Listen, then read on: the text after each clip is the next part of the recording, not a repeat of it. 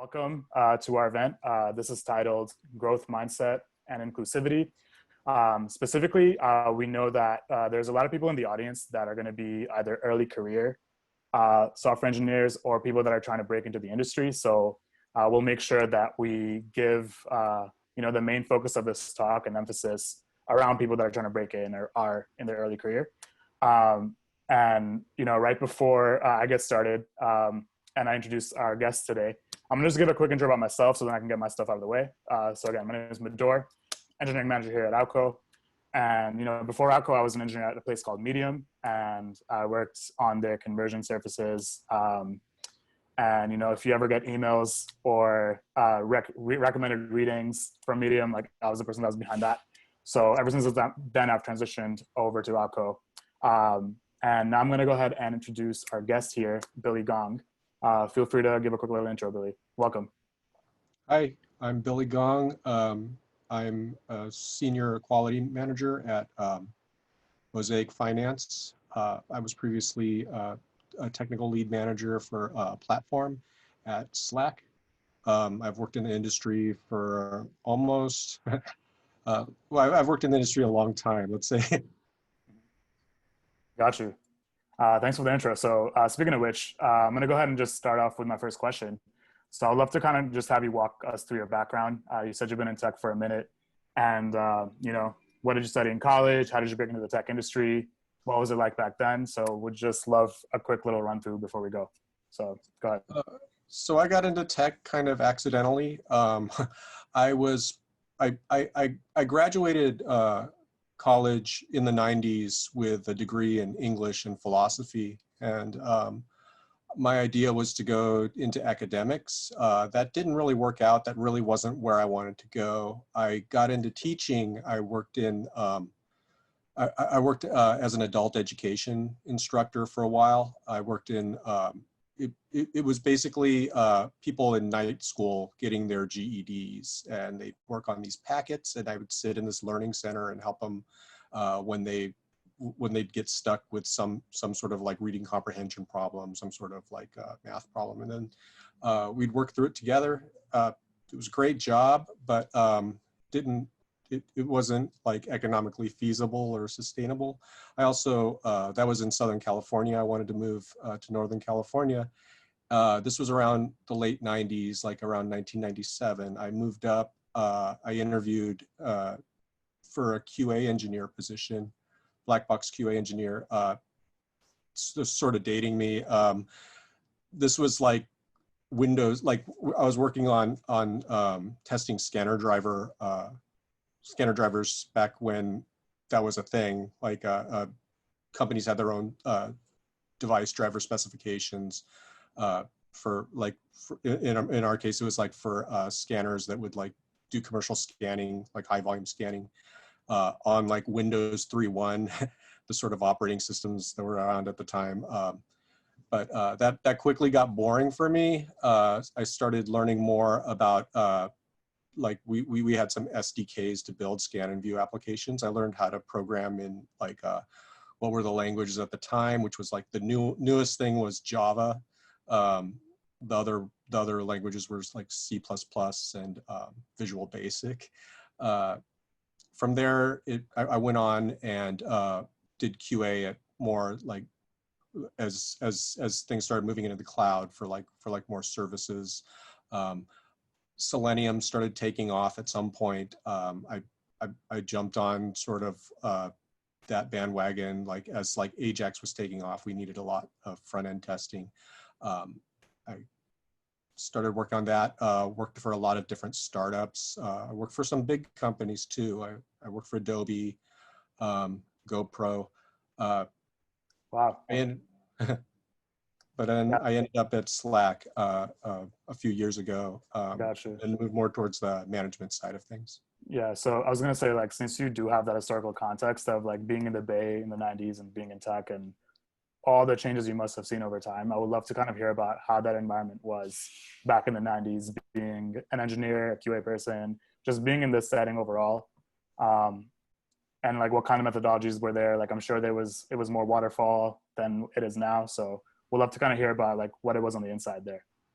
Yeah, like so before like I would say like well into like the 2000s, like everything was sort of like on a waterfall methodology. And even when we moved towards like agile, it was like it ended it didn't really work out as agile as people intended. But yeah, there were a lot It of still doesn't.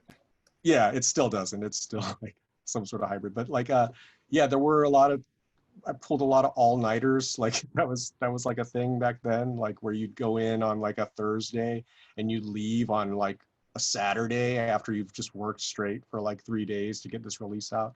A lot of times, like, this is before AWS or like hosted services, like sometimes the server is like right there, like the product you're working on, you have to like, you'll be there for the deploy.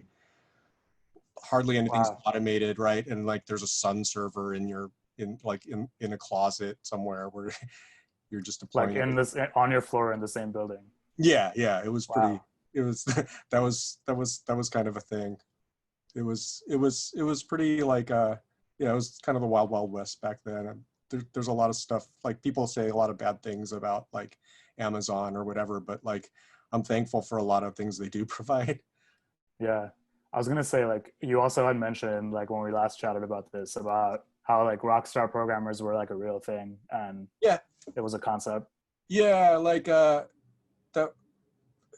it was like sort of a model thing to have like some sort of rock star programmer, right? Like there's everybody was, instead of being in like sort of these open offices, everyone was in a cube.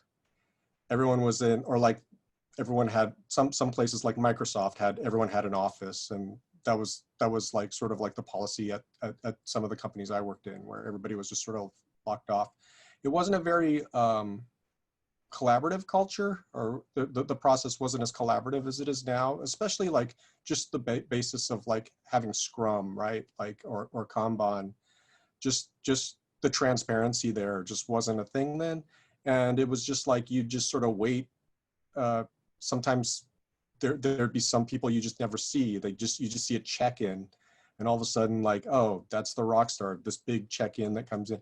Like, and if you do that now, right, you It end would up, just, it would yeah, just not be a they'd, thing. Like, they'd like, okay, we're not gonna, I don't think we're gonna merge this PR. It's gonna break everything. right, right. So speaking of now, then I would love to kind of get a quick rundown of your recent roles at Mosaic and Slack, and how it's way different than way before. um well, I think the main thing was like when I was first in the industry, I didn't have, so obviously I had a background in English, and like that wasn't really helpful when it came to coding and Hmm. whatnot. And it was also like it, it, I would say that like working in those environments, it wasn't really encouraged that I would develop in those skills in a way, in a collaborative way. I used to, like for example, like I was going to work on a Java toolkit. What did I have to do? I had to go get an O'Reilly book, and like I had to go read. I'd go read about Java. Like if this was before Stack Overflow or Udemy or any sort of like Yep. I can't meaningful even online. imagine that as being a Yeah, spoiled new it person was like like me. you go to java.sun.com, and like you could look up documentation. That was the best you could do. But yeah, and it was like, it wasn't like I could just ask developers without looking kind of stupid. Like there was like this sort of like this sort of attitude of like it wasn't that people weren't encouraging. It was just odd to like go in and say like, hey, I'm a student here. I want to learn on the job like how to do this. And it was there wasn't much encouragement for that, for those types from management. At the best, like maybe you get like they would subsidize a course for you to take their extension or something. And I think like now, especially at Slack, when I was at Slack, one thing I really enjoyed, that I still really love about Slack, is that they have a stated uh, goal to get underrepresented and underserved communities into tech. And one of those programs was like the Year Up program. There was an initiative to get like, which is this great internship program, where you can get trained in different aspects of tech. And a lot of them ended up in QA, and it was great to just be able to mentor people and be able to like have it okay to ask questions, have it okay to say, I'm learning this, what's the best way to do, or what's wrong with the way I'm approaching this, and like what's a better way, or like how can we do this together? And then that lends into like having that sort of collaboration, like even for more senior, more technically inclined people, or more people at higher like levels, right? It creates a more collaborative and supportive environment. Gotcha. Yeah, and aside from like a year up, I wanted to mention Last Mile, having the formerly incarcerated like come in as interns, get trained, and also like be able to work as engineers at Slack. I thought that was a great thing, that like there was this sort of democratization of like these roles. That's amazing. And I think like one thing I can kind of say about Alco is one thing we're trying to do is literally democratize access to the tech industry, especially for communities that need those keys to unlocking tech interviews the most, right? That's something we're gonna definitely try to focus on more and more as we start to like build our team and scale our programs. So definitely like nice to hear that you got involved with those initiatives at Slack, which kind of just takes me back to the main topic of this conversation. So again, thanks for that lovely intro. What I want to bring back up again is that we're going to have a lot of people that are breaking into tech or early career in tech in the audience today.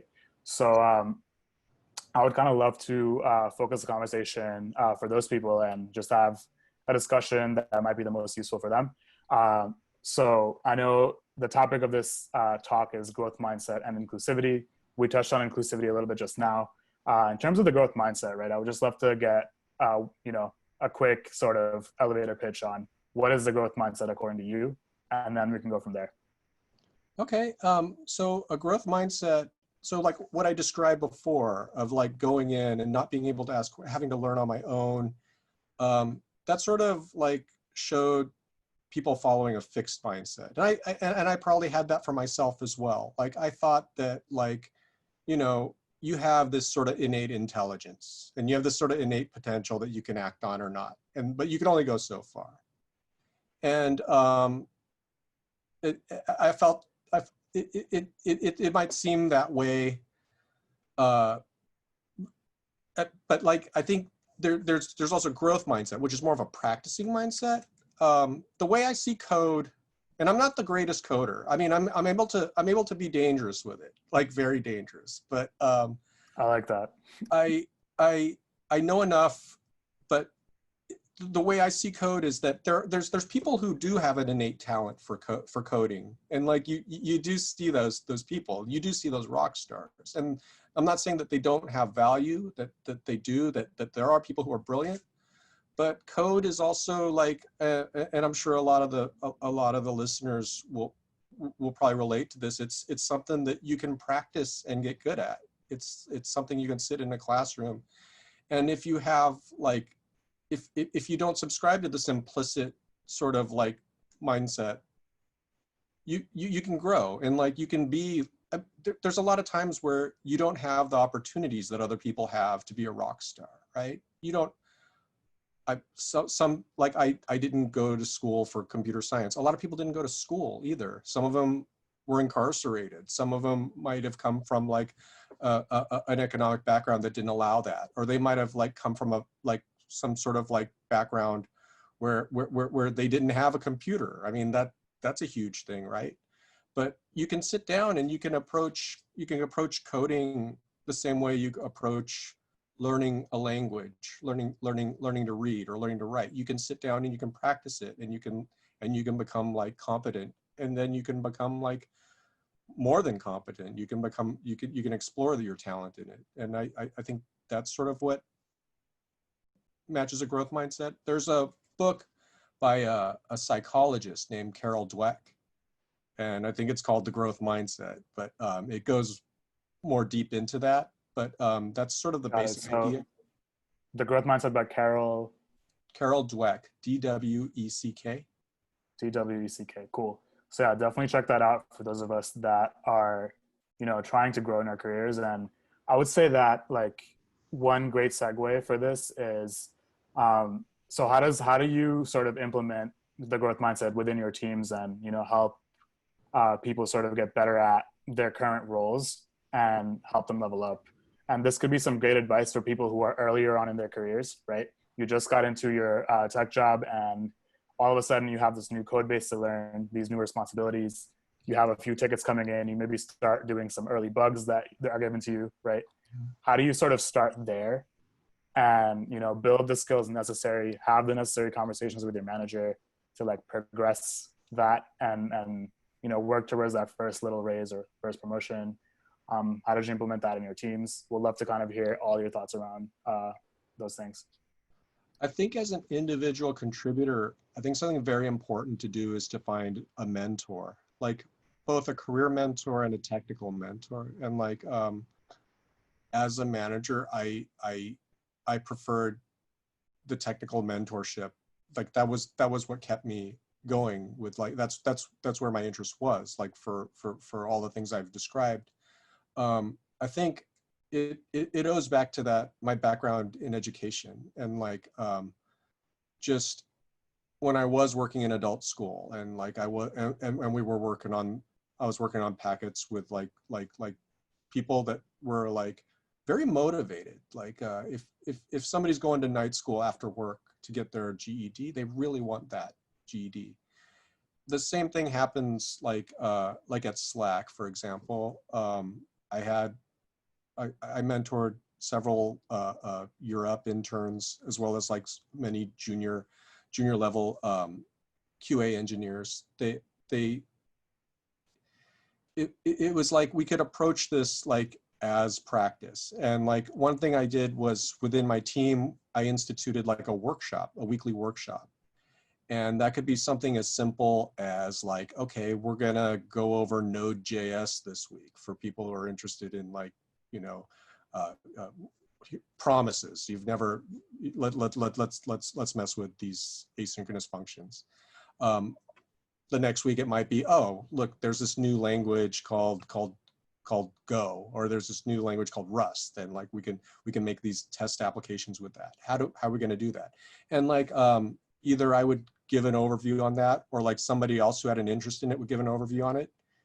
And, just to clarify a little bit, are you talking about just Node in general, or maybe how Node shows up in like, for example, Slack code base? Yeah, I guess those are two very different things, Yeah, I guess like, yeah, that's kind of misleading. It's not like we have all those. It's not like Slack had also like a Go server as well as. When you're testing the platform, you're testing APIs, and like a lot of times you create server-side apps that sort of exercise these APIs, and like a lot of the work I did involved creating test applications for specific features. And the thing is, since it's the API is pretty agnostic as far as like that's concerned, since it's sort of like a REST-ish API. So we were able to explore all those different sort of frameworks for it. Got you. So it is more focused on like more internal code-based stuff rather than just, hey guys, here's how Node works. Like, yeah. It wasn't, that would have been a little like free. Right. Just wanted to clarify for those of us that were there was a practical reason for that. I wasn't just like conducting like my own boot camp or whatever. Understood.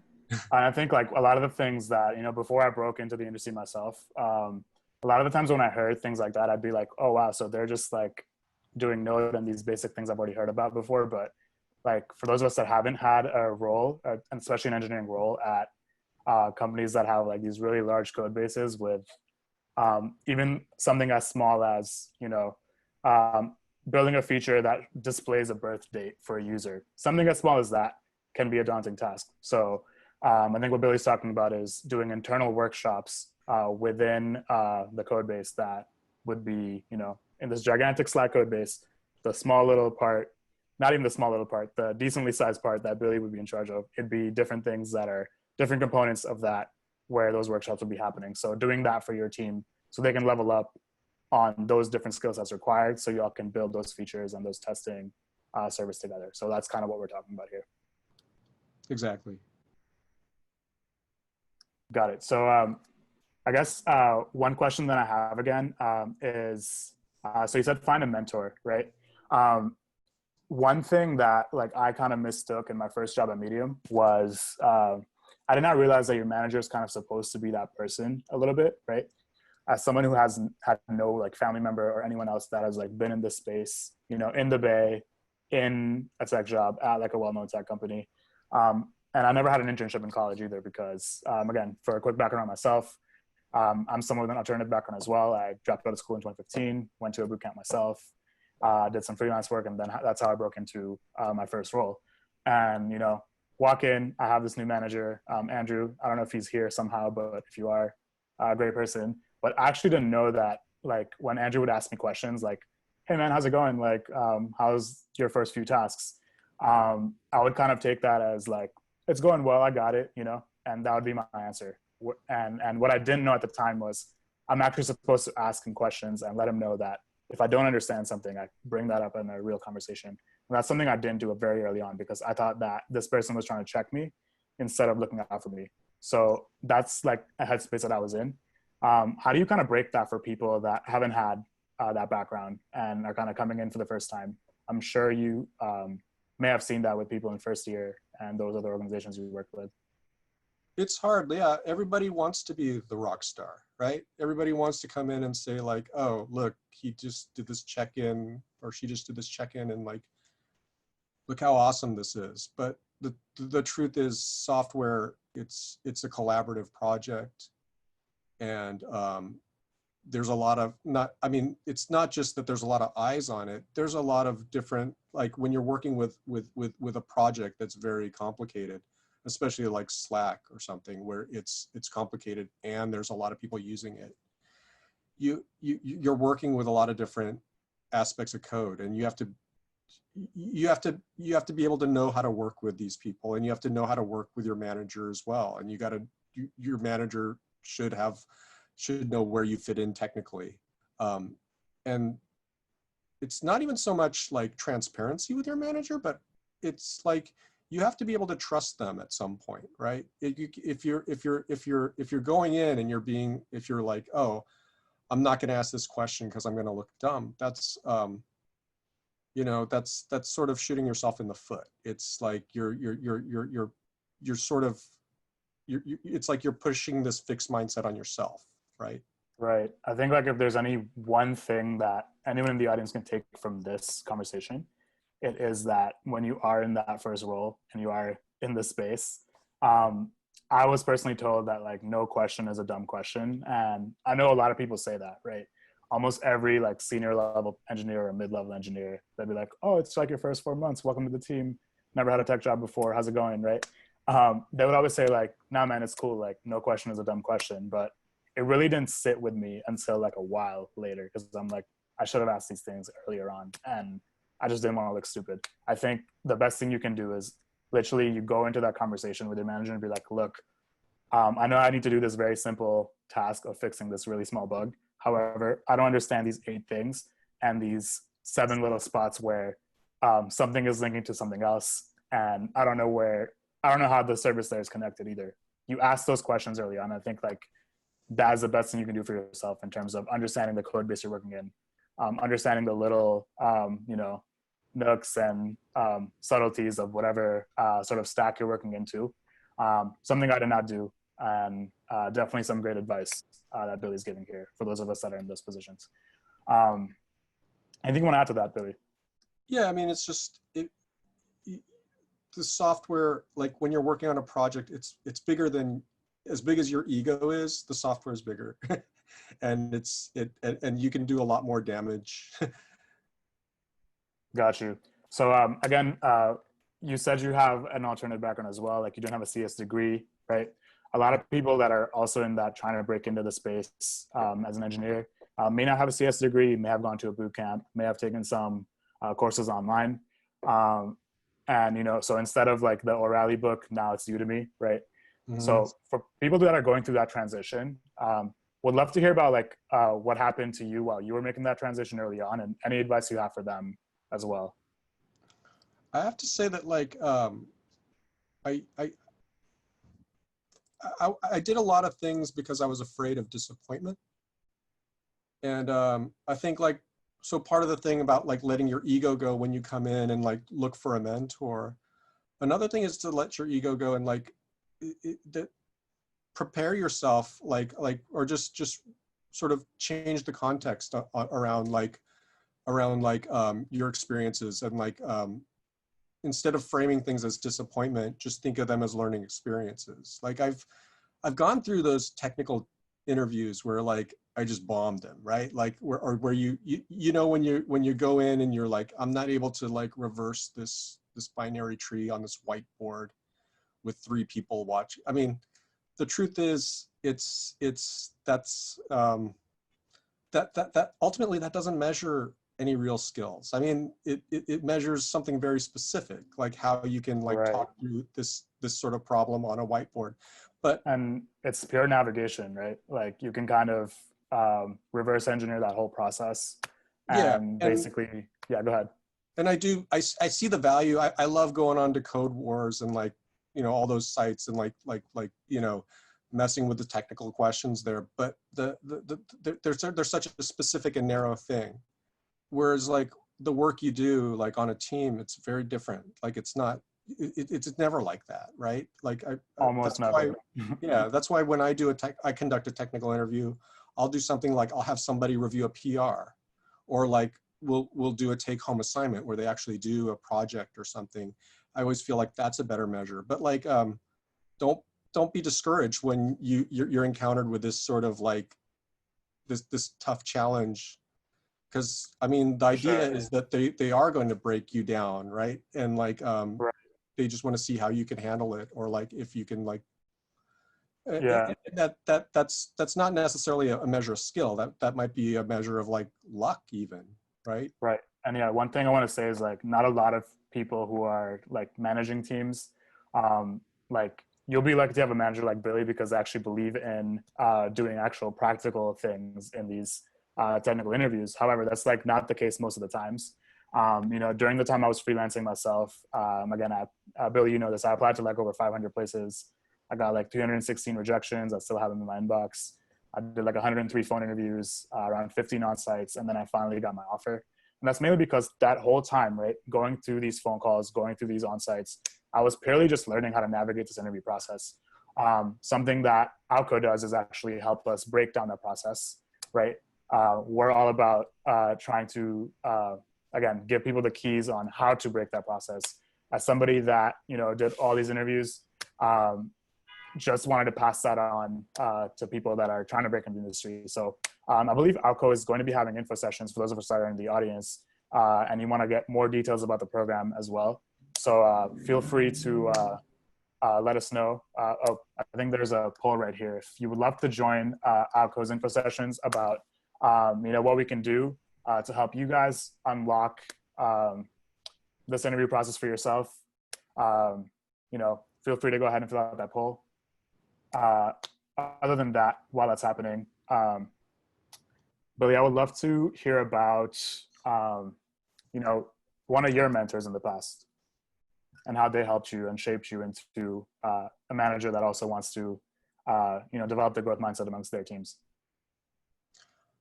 That's going to be hard because a lot of the work I did, I mean, I didn't have that sort of like like I said, like I came in that wasn't really like something that really was It just available. wasn't a thing. It wasn't a thing. Yeah. Right.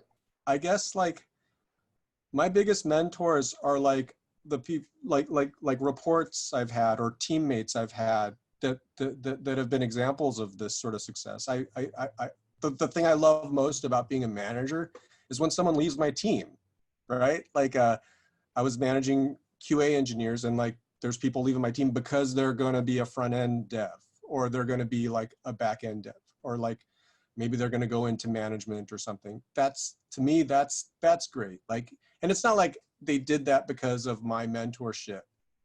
They did that because they were going to do that either way. If they're motivated, they're going to do something like that. But like, you know, Got you. So it's good like to be there, do your part. growth in QA. I was gonna say, so growth in QA usually looks like you're exiting the QA team and being more like of a product It or like, could be, it could yeah, be. I mean, a lot of times, a lot of people think that like, oh, like the next logical step is to go into dev or to go into management. But then sometimes, you know, that might lead to people who like shouldn't be managers becoming managers, or like people who shouldn't be devs. For myself, I enjoy like doing all aspects of like engineering services, and like it's just like there's a lot of different ways you can go. got But you. I do like seeing people getting motivated and like moving the direction they want to go. Yeah, like when I do see people like moving into a front end position because that, and they use QA as a stepping stone to get there, that there's nothing wrong with that. That's cool too. I Got wouldn't you. recommend that career wise. I would recommend just going after whatever you wanted to immediately, and Right. like just, I mean, I'm sure you can relate to that with your trajectory. Right. So I was gonna say, as someone who actually like hasn't been in a QA role and hasn't had exposure to like a full blown like QA team, right? Just wanted to say like, or just wanted to ask you actually if you have any fun stories around working in QA, because I'm sure like, you know, for example, like the code base blowing up at 3 a.m. or any of those cases that you may have run into in the past. Would love to hear. I Uh, feel like this talk wouldn't be complete without those. yeah, every single QA engineer will tell you about the time they discovered what a SQL injection is. And Got you. yeah, and so like yeah, I think when I discovered what a SQL injection is, I went I was working on a web product at the time where like if you add like a semicolon, you could add like your SQL statement, and like it'll run against like the database unguarded. I went in, dropped tables, and I destroyed the staging environment. Yeah, Wow. I think a lot of people have With done. with a few statements, the whole staging environment. Yeah, drop users or whatever. Got you. So and like this app, you said like this happened to every QA engineer ever. I think when people discover it, they do try it out. I think now it's like it's very difficult to like actually do that kind of damage. But this was in like this was a while back before there were the sort of like rails in place, right? Like with all these frameworks we use now. Got you. So I was gonna say actually, we have around 40 people in the audience. Would love for y'all to go to the Q&A section, and I think it's pretty decent time, and we can take some questions from the audience at the moment. So if you got questions for Billy or myself, please feel free to post it in the chat. I'm sure some of y'all are eager to ask them. I think, Richie, you may have to unlock that. Let me know.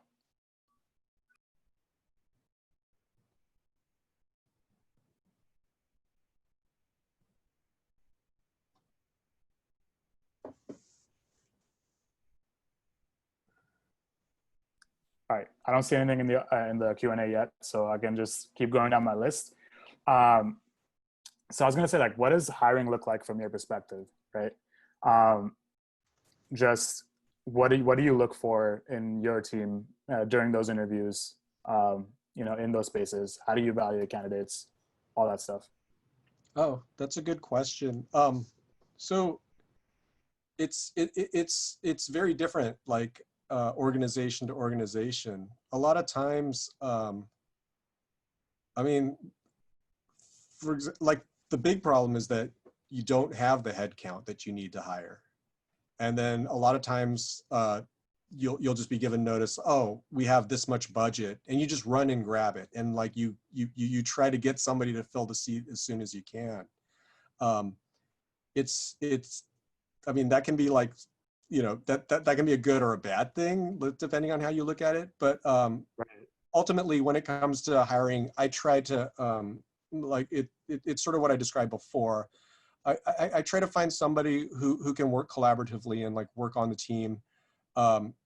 Technical skills are great, but like the way I see it, like, you know, you can always learn something. You can always like practice something until you just want to evaluate somebody for their potential, or for their like not necessarily their innate skills for something, but like just their drive and like their willingness and motivation to learn something. I think a lot of times there were a lot of times where I've interviewed a candidate where they weren't able technically, or like for whatever reason they were not good for the role, where I went back to HR and said, like, we would be making a mistake if we didn't hire this person for another role. And those people ended up on, like, maybe not my team, but other teams.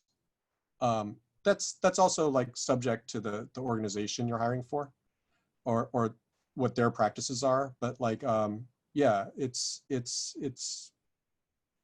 I think you can practice inclusivity, like, and also this growth mindset when it comes to hiring as well, and when it comes to growing and like planning out the trajectory of your team. Got you. And yeah, I was gonna say, like, I would also I'm gonna kind of like break down what potentially this looks like on the engineering manager / hiring manager side. Those of us that are trying to break in, that are like afraid to apply to jobs, you know, because you see these like super packed descriptions of like, we're gonna need someone with, you know, 4 years of experience, and they need to have all these little frameworks and technologies. So what I'm gonna do is really quick just break down how that looks. So you have engineering managers like myself or Billy, right? And someone on their team leaves or joins a different team for whatever reason. And then it's kind of a rush, right? Because you said that you want to hire someone ASAP. So what happens usually is that we have kind of like this KR to meet for the whole quarter. And there's certain features and deliverables that we need to deliver on. So you want to make sure that you fill that spot as soon as possible. So what we do is we kind of go on the internet, find a new description of like a very similar description to the role that we're looking for, and we copy and paste it, and we kind of fill it into all the little frameworks and technologies that we use on our team, right? And then it kind of gets sent to the HR person, and they throw it up on like Lever or whichever platform it is that might be using. But what this does is it actually draws away a lot of people that could be potentially great fits, right? Because people see these large descriptions, they're like, well, I don't have 4 years of experience using this specific framework. And what all that hiring is, it's just a conversation. So your best bet is actually to just apply, right? And see what the conversation is like, because you're not going to get a good understanding of the role that's being looked at unless you actually like apply, you hit up the recruiter, and, you know, again, there's obviously like sometimes this initial like filter of like, well, we definitely need someone that's got 7 years to 5 years, and you seem someone who's more junior, right? But more often than not, if you have a solid technical background, they are going to want to know, you know, what your background is, what you can contribute to. The way this whole thing works is engineering managers have like a list of 7 to 10 things that we need this new person to do, right? If you're somebody that can do 3 to 4 of them, right, you can do 2 of them, right? It's totally cool to kind of have you come in maybe at a junior setting at first and help you grow into the other 7 or 8. This happened to myself. I applied for a senior role and I was clearly not senior. And maybe about a week before I interviewed, they had opened up a more junior role that they were looking for. Had I not applied to that role, I would have never known about it or had that conversation or ended up at this onsite for a role that was not even the role I initially applied for. And this happens all the time, right? So the best thing, like, I would recommend for someone that's trying to break into the industry is actually like apply a lot and have those conversations with a lot of people, because all applications are just conversations. And I think when you make that mental switch, you'll be able to like kind of navigate this hiring process better. I just wanted to kind of give my 2 cents there. I see there's more questions in the Q&A, so I'm going to go ahead and ask them just down the list. So we have a question from someone named Tina, and they say, I sometimes question myself if I belong in the tech industry. I'm not passionate about coding like other folks are. I don't work on side projects and don't think about coding in my free time. I like my job because there are challenging problems and I enjoy solving them, but I don't love coding. Will this be a challenge for me to become a good engineer? Bill, you want to take a stab at that one? Wow. I don't think it would be a challenge to become a good engineer. I mean, I think you can, I don't think that like not being passionate about it doesn't mean you can't become proficient at it. No, I mean, I think I think it's a matter of discipline, and it's a matter of like focusing in on the things you feel you're not as strong on, and like how to focus on, and also how to showcase what strengths you do have.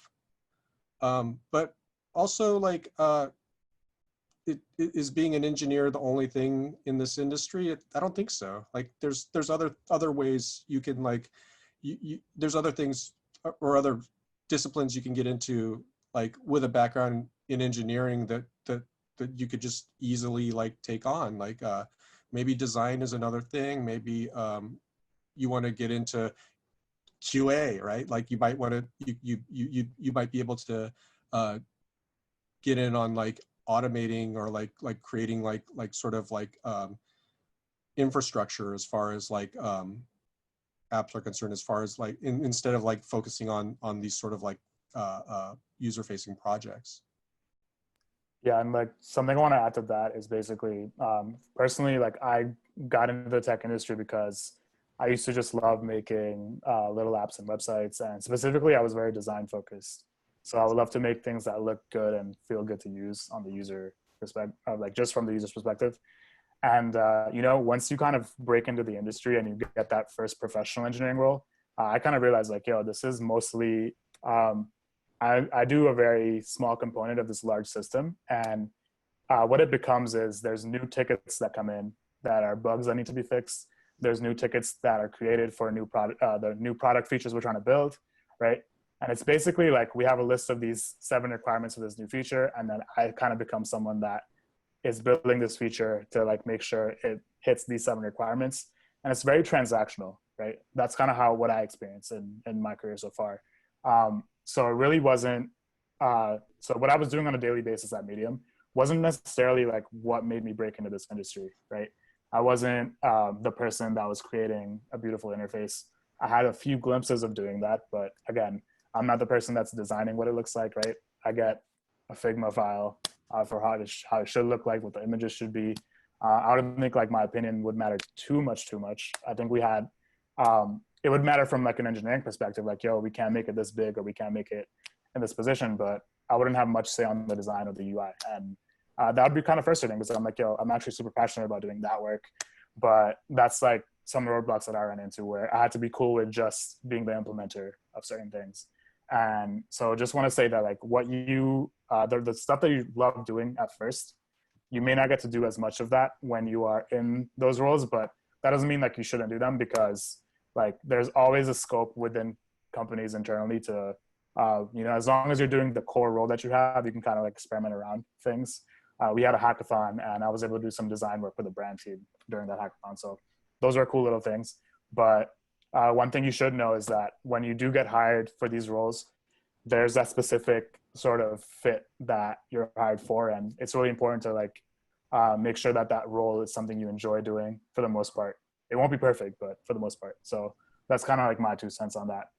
I also am reminded of like a coworker I had who was a very senior level engineer, and like probably one of the more senior people in the organization he was in. And it was like he had a lot of eyes on him. He made a lot of technical decisions that were almost like architectural level decisions, or when it came to like creating new features and stuff. But he did not like it.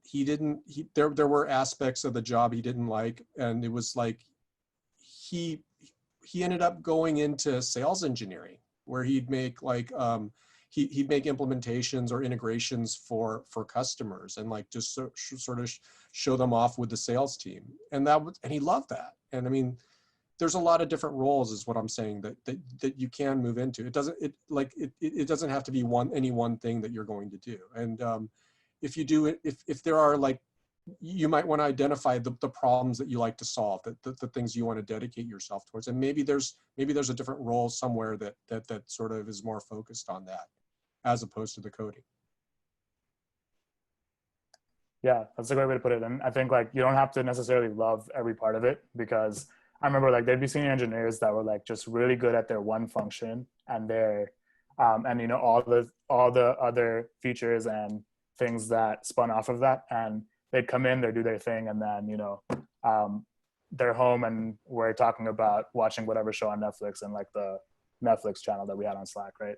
So very much becomes a job, and that's a part of the journey, I would say. Next question I see here is, how can we encourage team members to develop the growth mindset? I know we touched on the elements of this, but we'll love to kind of get a refresher, Billy. I would, I think the best way to encourage people to develop this mindset is to lead by example. Go ahead and practice this growth mindset. See if you can like introduce like technical workshops to your team that you can drive. Invite other people to like get take the joy of growth and like sort of like get other people on board with you. I mean, I think the easiest way is obviously to convince your manager to like sort of like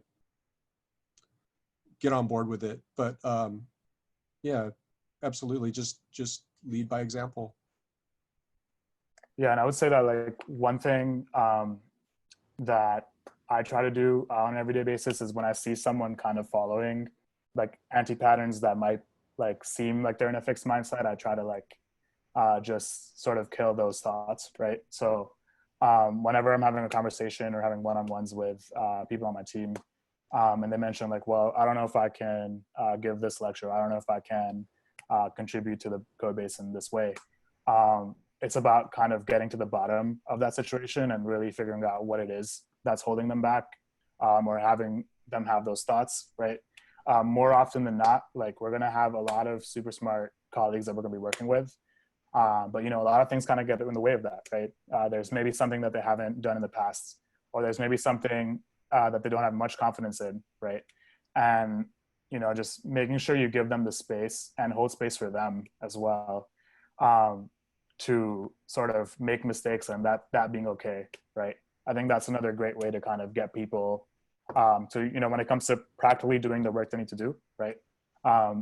Holding space for their mistakes is another thing that I would recommend. So another question I see in the chat is, any advice how to add experience for open source in your resume? Very specific question, but I don't know, Billy, if you've had background with open source or any advice you have there. But oh yeah, definitely. I mean, add any GitHub repos that you contribute to on your resume. I think like an important thing to do with your resume is to tell a story. And keep that in mind. How does that fit into your story? Like there's your story of like your career and like the jobs you've worked in, but your hobbies and like the open source projects you contribute to are also a part of that as well. I think you should have like a link to those. You should have like you should have a place where people can try those out. I mean, if it's applicable, like it would be great if you could just like if they could like just click through and see like this app, right? This running app of like of something you've worked on. If I were hiring, I would definitely take a look at that, and that would show like that would definitely be evidence of somebody who's motivated and also very interested in the field they work in. yeah, so one sort of situation where I get this question a lot is, you know, people that are trying to break into like the more well-known companies or the more larger companies, right? You'll see that a lot of them, like especially the well-known ones, right, have a pretty decent like contribution towards the open source space in general. So like, for example, off the top of my head, I know like Airbnb has like a great open source sort of suite of things that they're building, Facebook, all those places, right?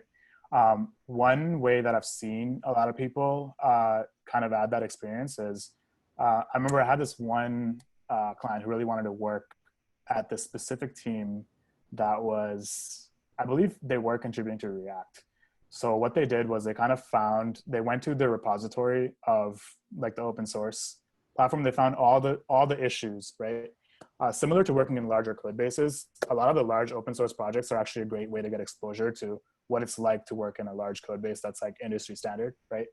So what you'll potentially see is, if you go on those repositories that all these companies have open source projects with, in the issues tab, you'll see all the things that they are trying to solve right now, right? And especially the bigger projects like React, or like even some of the smaller projects. I can't remember any single one off the top of my head, but there's some really cool little things that companies build. I know like Khan Academy has one, which is called KTEX or KTech. I feel like, you know, like LaTeX, the the font where you can do math equations. So Khan Academy made like an open source thing called KTech where you can literally codify math equations and make it more front end focused. So if I type a math equation, I can display it on the server or whatever.